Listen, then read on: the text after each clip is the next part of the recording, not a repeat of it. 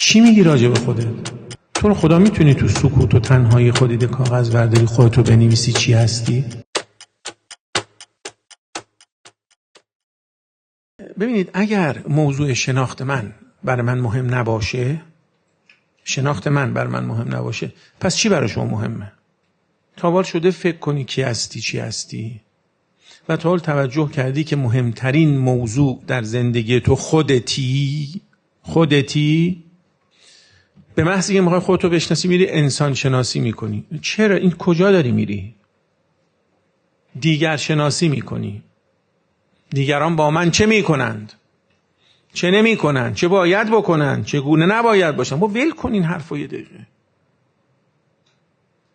بزرگواران الان تو جمع اگه ما می‌خواستیم این کارو کنیم باید 5 دقیقه سکوت میکردیم. گفتیم هر کس دور خودش یه دیوار بکشه، خودشو تنها ببینه. ببینی چیکار داره میکنه؟ شلوغش میکنی؟ چه خبره؟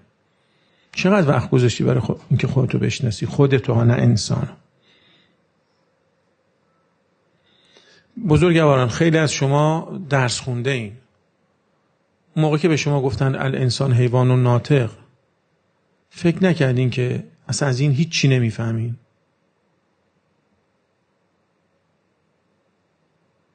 اگر آمدند متفکرین خواستن یه تعریفی از انسان بدن که مثلا جامع باشه، مانع باشه فلان، فکر نکردی به تو میخوره؟ انسان حیوان ضاحک، حیوان ناطق، اینا بود تعریف تو؟